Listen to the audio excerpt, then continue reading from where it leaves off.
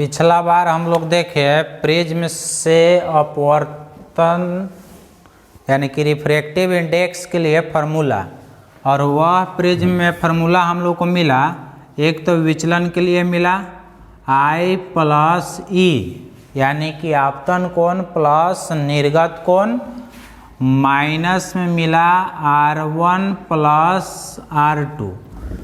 इसके बाद हम लोग को थ्योरम सिद्ध करने के दौरान मिला A बराबर यानी कि प्रिज्म का कोण, एंगल ऑफ प्रिज्म, इसमें मिला R1 प्लस R2।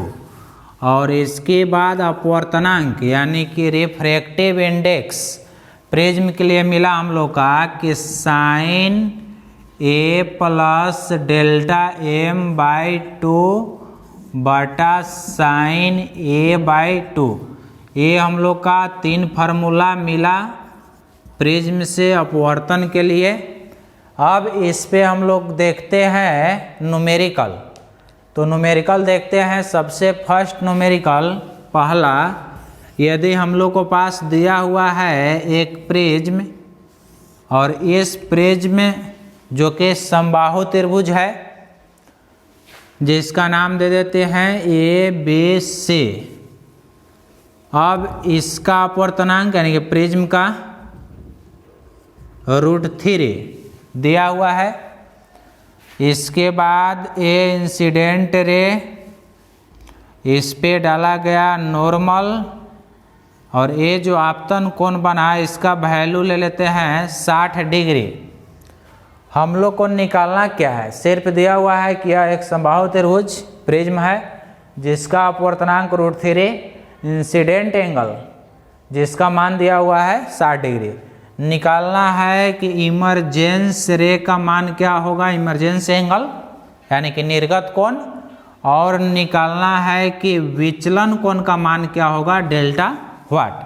तो हम लोग का वैल्यू सिर्फ प्रिज्म का अपवर्तनांक दिया हुआ है, आपतन कोण का मान दिया हुआ है, निर्गत कोण और कोण का विचलन दोनों वैल्यू निकालना है। जबकि इस प्रिज्म का दोनों तरफ का मीडियम जो है वह एयर यानी कि हवा है। तो निकालते हैं। तो सबसे पहले देख लेते हैं क्या क्या दिया हुआ है। तो हम लोग को दिया हुआ है गिवेन में हो जाएगा आपतन कोण का मान 60 डिग्री, इस प्रिज्म का अपवर्तनांक यानी ग्लास जिसका अपवर्तनांक दिया हुआ है √3, निकालना है निर्गत कोण विचलन कोण का वैल्यू। तो सबसे पहले सरफेस AB के लिए लगाते हैं स्नेल का नियम। तो स्नेल का नियम लगाते हैं, जिधर का अपवर्तनांक उधर का कोण, जिधर का अपवर्तनांक उधर का कोण।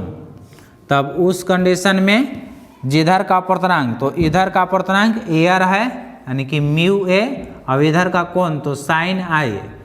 इधर लगाते हैं तो इधर का अपवर्तनांक μg और इसका कोण हो गया R। अगर हम लोग डायग्राम के अनुसार देखें तो फिर इसका नाम दे सकते हैं R1, इसका नाम दे सकते हैं R2, इसका हम लोग नाम दिए थे E। ये आपतन कोण, ये आपतित किरण आगे की ओर बढ़ाएं, निर्गत किरण को पीछे की ओर बढ़ाएं, ये दोनों एक दूसरे को जहां काटा एंगल बना विचलन कोण डेल्टा। तो यहाँ फर्स्ट सरफेस पर स्नेल का नियम लगाएं तो जिधर का अपवर्तनांक उधर का कोण, जिधर का अपवर्तनांक उधर का कोण।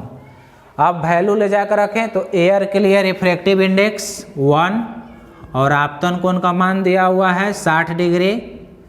ग्लास इसका अपवर्तनांक हम लोग का दिया हुआ है √3 साइन R, ये तो पता ही करना है।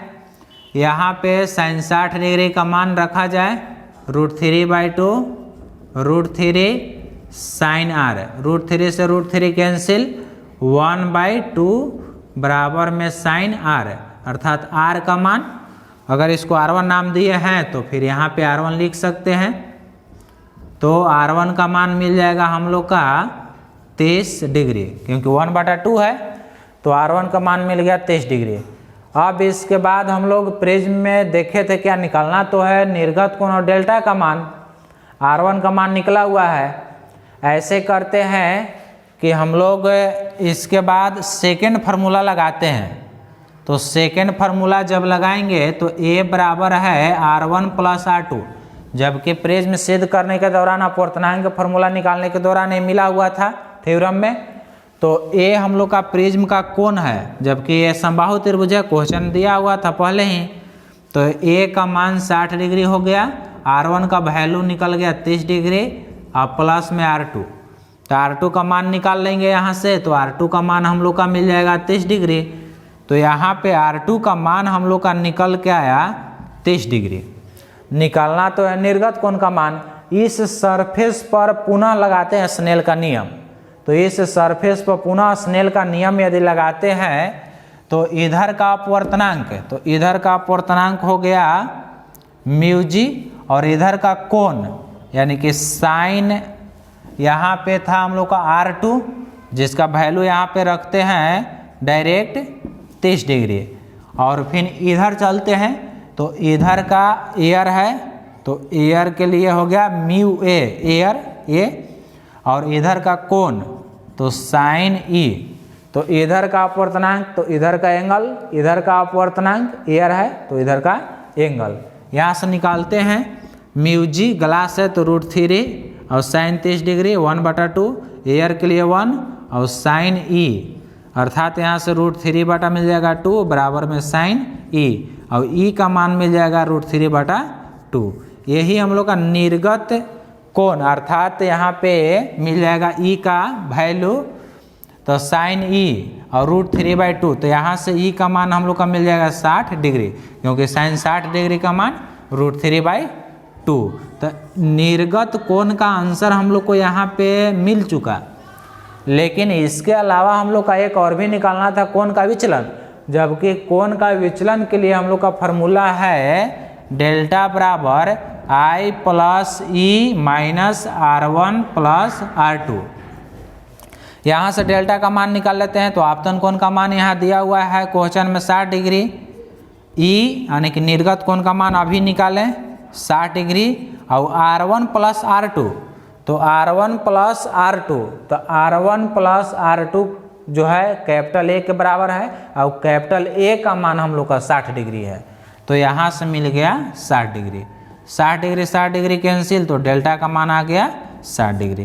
तो डेल्टा का भी मान निकल के हम लोग का आया 60 डिग्री, एंगल ऑफ डिविएशन, और इसके अलावा इमरजेंट एंगल का मान भी हम लोग का निकल के आया 60 डिग्री।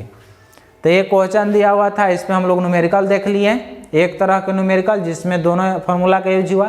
थर्ड फार्मूला एक बच रहा है, तो इसके लिए हम लोग क्या होगा कि क्वेश्चन यदि सेकंड हम लोग उठाते हैं तो सेकंड क्वेश्चन देखिए, अगर थर्ड न्यूमेरिकल के लिए तो इसमें हम लोग का क्या मिलेगा।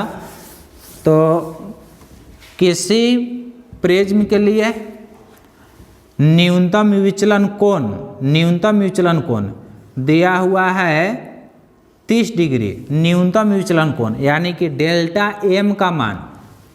किसी प्रिज्म के लिए न्यूनतम विचलन कोण न्यूनतम यानी कि मिनिमम, तो डेल्टा एम का मान 30 डिग्री, और उस प्रिज्म का कोण का मान दिया हुआ है 60 डिग्री। तो प्रिज्म का अपवर्तनांक निकालें। अगर थर्ड फार्मूला पर लेके जाना चाहते हैं तो इसके लिए क्वेश्चन हम लोग का डेल्टा एम का मान यानी कि न्यूनतम विचलन कोण 30 डिग्री, और प्रिज्म का कोण का वैल्यू दिया हुआ है 60 डिग्री। तो यहाँ से अपवर्तनांक का मान निकाले, तो यहाँ से अपवर्तनांक का मान निकाल सकते हैं कि साइन और ए का value 60 degree plus delta M का मान 30 डिग्री, और बटा में हो गया 2, और नीचे आ जाएगा साइन A/2, तो ए का मान हो गया हम लोग का 60 डिग्री बाई 2। यहाँ से अगर हल करें तो ऊपर में हो जाएगा 90/2 यानी कि हो जाएगा साइन 45 डिग्री कटेगा तो, और नीचे हो जाएगा हम लोग का साइन 30 डिग्री।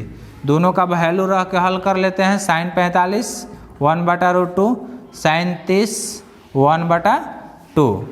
अगर हम लोग इसको हल करते हैं तो फाइनल आंसर हम लोग का आ जाएगा 1/√2 भागा 1/2, अर्थात कह सकते हैं कि 1/√2 और इंटू में 2/1 यानी कि 2/√2।